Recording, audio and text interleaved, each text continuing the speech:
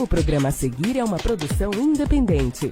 Seu conteúdo é de total responsabilidade de seus idealizadores.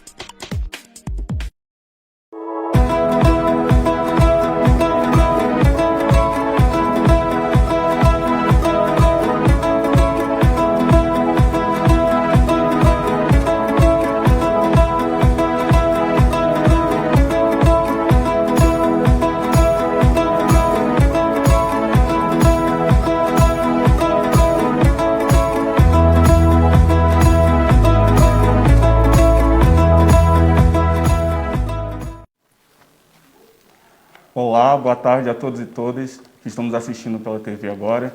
Nós estamos aqui com mais um programa do CDDH Petrópolis, Centro de Defesa, e esse espaço que nós utilizamos para falar um pouco sobre direitos humanos e desconstruir essa ideia, esse imaginário que a sociedade tem de que direitos humanos servem só para defender bandidos, ou que o CDDH ou direitos humanos não serve e não está presente na sociedade como um todo para defender os seus interesses, né? No programa da semana passada, nós tivemos aqui a presença ilustre da Fernanda Ferreira, que ela é presidente do Conselho Municipal de Direito da Criança e do Adolescente. E nós tivemos aqui um debate muito importante de urgência, que é a proteção das nossas crianças e nossos adolescentes no município de Petrópolis e no Brasil todo, né? Que é um papel que nós, como familiares, devemos prestar como Estado e como sociedade também. É um dever de todos nós proteger as nossas crianças. E hoje, o que nós temos para hoje, Bárbara? Boa tarde, gente. Hoje a gente tem como convidada a Diane Leisco, que é presidente do Conselho Municipal de Cultura e que vai trazer para a gente um pouquinho do que o artista petropolitano está vivendo dentro desse cenário da pandemia. Diana, agradecemos a sua presença. Obrigado. E disponibilizamos a sua luta desde o início da pandemia para apoiar os artistas petropolitanos de Petrópolis. Joe, a gente pode então iniciar as perguntas agora. Podemos então. Nós sabemos que esse período de pandemia tem trago muitos problemas, né? Problemas gigantescos. A gente sabe que o maior deles são as mortes que têm acontecido, massivas, principalmente no Brasil. E outro problema que gerou também foi a questão do desemprego, né? E eu queria saber de você como é que está a situação do profissional de arte nesse cenário de pandemia hoje. Queridos, eu que agradeço aqui pelo diálogo com vocês. É muito importante a gente poder falar de tudo isso. Parabenizo o CDDH por estar fazendo esse programa. Bom, a situação foi uma pandemia muito difícil para todo mundo, né? Para o pessoal da área cultural, ainda mais, porque a gente realmente está inviabilizado de trabalhar, né? A gente vê que logo no início as primeiras coisas que foram proibidas foram os teatros, os cinemas, né? Os lugares que têm aglomeração necessariamente, shows, eventos, festivais, tudo que é ligado à área artística e cultural. E a gente não tem a menor ideia de quando que a gente vai poder retornar, né? Mesmo nesse meio tempo agora, que entre a primeira e a segunda onda, que teve uma baixada, né, de casos, a gente vê que algumas coisas voltaram, as salas de cinema, uma coisa ou outra, mas que vários outros não, né? Shows, tem uma série de eventos que não estão podendo acontecer, inclusive eventos que estavam marcados agora para o segundo semestre, até para o final do ano, já estão sendo adiados, porque a gente não tem a previsão da vacina para a população como um todo, né? Ainda vai faltar muita gente para vacinar. Então, a situação é muito complicada, né? Está cada um se virando como pode, né? As profissões elas estão realmente muito abaladas e a gente está tentando aí se adaptar, né, com um pouco de políticas públicas e também com adaptações mesmo, com novas linguagens, né, do jeito que é possível. Bom, Diana, então, o que o Conselho Municipal de Cultura busca para apoiar esses profissionais e, como você trouxe, quais foram as políticas públicas que foram efetivadas nesse ano de pandemia? Isso, bom, depois de toda a confusão que a gente passou no meio de 2020, a gente conseguiu uma espécie de milagre, né, cujo santo chama Aldir Blanc, que é um compositor importantíssimo da música brasileira, que, infelizmente, faleceu de Covid logo no início da pandemia, né? E é claro que a gente dedica a lei a ele, mas que quem realmente fez o milagre foram as pessoas, né? Foi a articulação dos artistas, de gestores culturais e de deputados e senadores, né? Especialmente a Jandira Fegali, a Benedita da Silva, que foram as autoras e relatoras da Lei Aldir Blanc, e depois de todo o conjunto do Congresso Nacional, que aprovou praticamente por unanimidade, né? No Senado foi por unanimidade, todos os partidos apoiaram a Lei Aldir Blanc, que fez o quê? Pegou um recurso que já era da cultura, do Fundo Nacional de Cultura, e descentralizou para os fundos municipais e estaduais. Então, um recurso que seria gasto num volume mais direcionado a grandes eventos ou outros tipos de política, ele foi espalhado por todo o país para criar programas de acesso direto à população, né? Então, a gente teve 3 incisos da lei. Um era uma espécie de auxílio emergencial para artistas e produtores, igual ao auxílio emergencial da Caixa. O outro era para empresas e coletivos, né? Então, empresas que realmente tinham... Lá tem que pagar contador, tem uma série de obrigações, e aí, de repente, o faturamento zerou. Então, era um apoio para isso, porque só para gastos de manutenção. E o terceiro foram os editais de projetos, que aí realmente conseguiu né, alavancar, fazer esse milagre aí com o setor cultural para a gente ter coisas culturais acontecendo, né? Não eventos no sentido clássico, mas ações culturais através da internet ou de formas não presenciais, para que tanto os artistas continuem trabalhando, como que o público continue tendo acesso também à produção cultural nacional, né? Seja na dança, no teatro, na música, no audiovisual, na literatura, enfim, estimulando todas as áreas. E isso a gente conseguiu fazer, né? E aí o Conselho de Cultura ele é importante porque ele é que determina o uso do Fundo Municipal de Cultura, e no caso do Estado, né? Nas cidades e estados. Aqui em Petrópolis a gente tem o nosso conselho, né, que deliberou sobre a aplicação da Aldir Blanc. Foi uma luta enorme aí no final de 2020 para a gente conseguir cumprir todos os prazos, fazer todas as aprovações burocráticas, né, e a prefeitura colaborou e conseguimos garantir a execução de todo o recurso, ainda que o pagamento mesmo tenha ido para janeiro, alguns casos, mas a gente conseguiu beneficiar em torno de 300 projetos na cidade, o que foi muito importante para manter essas pessoas, né, pelo menos pagando as contas principais. E, Diana, nós sabemos que uma das grandes coisas que a pandemia também trouxe foi o desafio da gente nos reinventar, né, procurar novos desafios. A gente sabe que nada ficou igual, então a gente teve que procurar outros meios de conseguir o nosso pão de cada dia. E eu queria saber de você o que os artistas conseguem, como os artistas conseguem demonstrar a sua arte nesse momento de pandemia, né? Quais são as estratégias que eles têm buscado? Perfeito. A gente vê que os artistas estão tendo que se adaptar, realmente, né, a uma nova linguagem.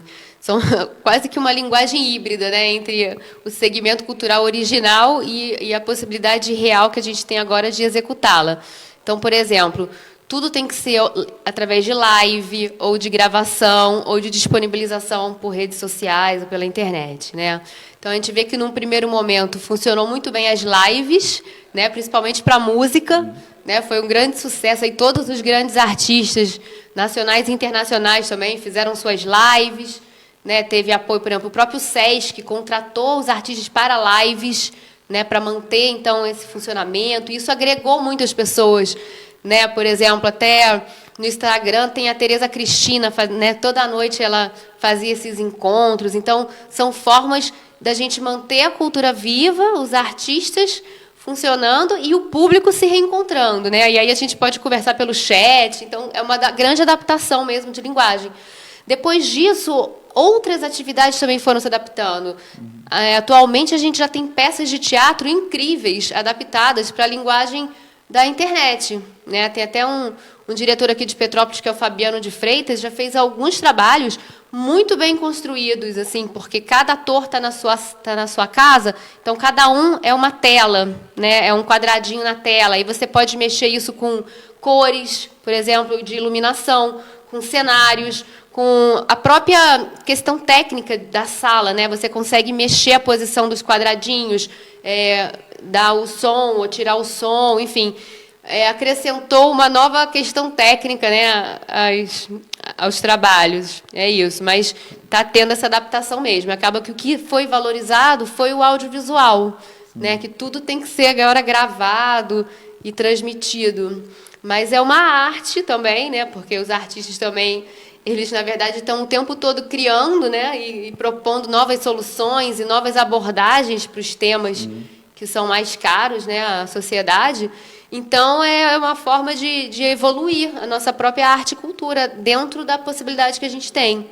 Né? Eu acho que, nesse sentido, a gente tem conseguido, né, responder muito bem a isso, inventando novas formas. E não tem jeito, a humanidade ela vive disso, de adaptação, de evolução, né? Faz parte da história desde o início. Então, a gente está bem nesse processo histórico, tendo que lidar com um problema e criar novas soluções. E aí a gente pode ver como a cultura é um elemento vivo, né?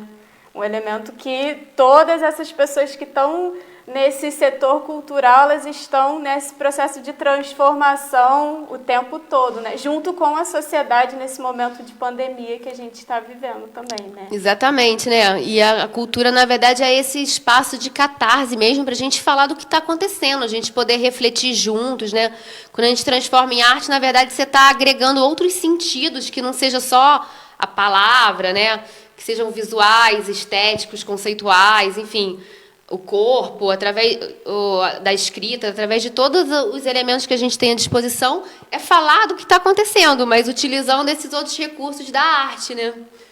Então, realmente, o uso, a função da arte na sociedade é também essa, é poder dialogar e espelhar, né, o que está acontecendo, né? Traduzir, transformar em outras linguagens, comunicar entre todos, das formas possíveis, tudo isso que a gente está vivendo, que é uma loucura. Bom, Diana, e o que o Conselho tem de perspectiva para os próximos meses?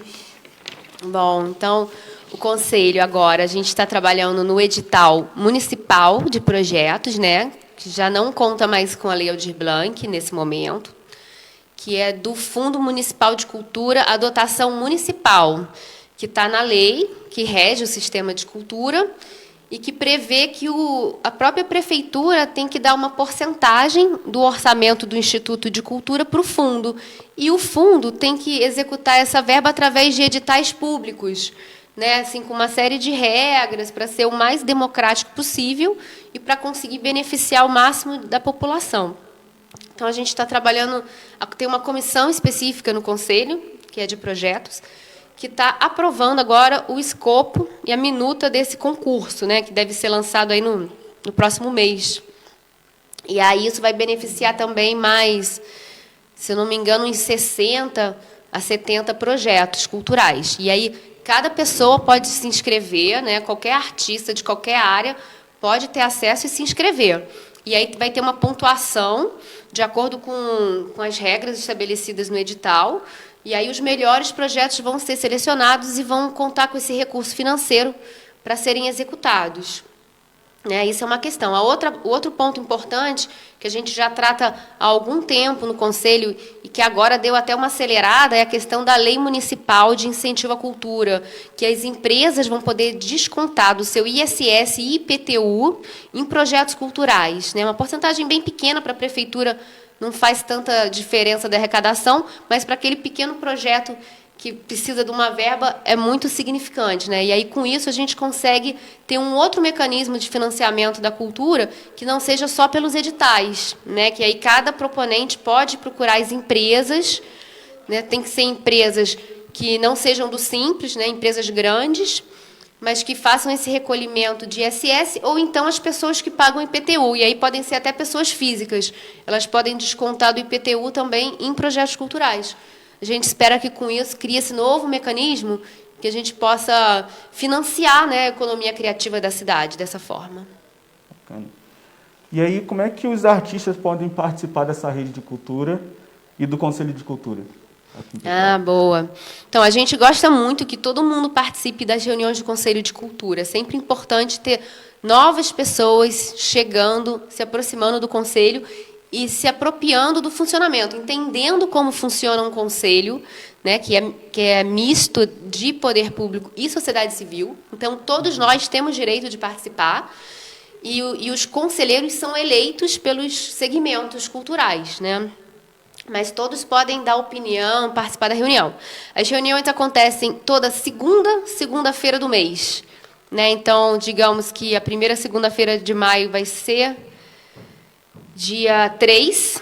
Então, a reunião vai ser dia 3, mas é dia 10. No dia 10 de maio, segunda-feira do mês, a gente vai ter a reunião do Conselho Municipal de Cultura. Estão sendo todas online, através de um link, que a gente divulga. No mês passado, a gente teve, inclusive, uma invasão na reunião. Pessoas entraram e xingaram e botaram música, não deixaram a gente fazer a reunião. A gente teve que criar um novo link. Então, esse mês, a gente vai ter um cuidado maior para distribuir o endereço, né, e confirmar as pessoas que sejam ligadas. Mas, enfim, como é aberto a todo mundo, a gente espalha para os conselheiros e no Fórum Popular de Cultura, e quem quiser participar, manda uma mensagem, né, dizendo, eu vou, ou então, se um conhece o outro, vai autorizando a entrada, para a gente não ter invasões, mas também não pode limitar a participação de todos, que é muito importante. Então, no Conselho, a gente tem essas reuniões, elas são publicadas no Diário Oficial no início do ano, né, com todas as datas já agendadas, e a gente tem um e-mail do Conselho, que é da Secretaria do Conselho, que é o biblioteca.petrópolis@gmail.com. biblioteca.petrópolis@gmail.com, é da Secretaria do Conselho Municipal de Cultura. E a gente tem o Fórum Popular de Cultura, que é a reunião de todos os artistas e realizadores culturais da cidade, nesse fórum, né? Ele é um fórum que ele não tem uma organização formal, não é registrado, ele é tipo um coletivo, ele não tem lideranças, né? É completamente horizontal, todo mundo que quiser pode participar, e a gente atualmente tem funcionado muito pelo um grupo do Zap, né? Então, quem quiser entrar nesse grupo pode mandar também um e-mail, ou entrar em contato aqui com o CDDH, né? A Carla participa, outras pessoas do CDDH também estão nesse Fórum Popular de Cultura, que é um espaço de debate, de discussão e de informação também, né? Tudo que as pessoas, os realizadores precisam de informações, até em relação ao Instituto Municipal de Cultura, o Fórum sempre media, sempre tenta ajudar a chegar, né, em soluções. E também a gente debate ali sobre políticas públicas de cultura, principalmente, mas sobre cultura em geral, né? E para divulgação tem outros grupos. Tem um grupo chamado Arte em Petrópolis, que lá os artistas sempre colocam as divulgações dos seus trabalhos. Também é muito bacana de acompanhar, porque aí a gente fica sabendo tudo que está acontecendo, né? E a gente tem um site que está agora no final da sua criação, mas já está no ar, que é o culturapetropolis.arte.br. www.culturapetropolis.arte.br, que é o site do Conselho Municipal de Cultura, onde tem também o Cadastro Municipal de Cultura, que todos os realizadores, se você é poeta, é bailarino, faz qualquer atividade cultural, se cadastre também, porque ali é um mapeamento que a gente tem para conhecer a área cultural da cidade, né? E isso serve também para as políticas públicas. É importante a gente saber quem nós somos, quantos somos que estão produzindo cultura, para justamente poder lutar por mais políticas públicas para essa área, né? Então, esse site é muito bacana. Lá a gente já tem, você consegue pesquisar profissionais da área, centros culturais, uma série de coisas você consegue acessar. E, em breve, a gente vai ter uma atualização diária de informações. E aí, sim, lá vai virar uma grande agenda cultural. Lá tem os editais também que estão acontecendo para quem quiser se inscrever. Uma série de coisas. A ideia é que esse site seja, assim, realmente o grande polo de informações da cultura aqui da nossa cidade, que é o culturapetropolis.arte.br. Bacana. E você sabe me dizer, tipo, para os próximos dias, se existe alguma agenda de evento? Sim, olha, hoje, inclusive, hoje me parece que tem 2 eventos grandes, maravilhosos em Petrópolis. Um deles é o lançamento do filme Hip Hop Serra, dirigido pela Beatriz Ohana, com fotografia do Gregory Bastos, que é um pessoal maravilhoso do audiovisual de Petrópolis, sobre a história do hip hop, que também é um movimento fortíssimo aqui na cidade, né?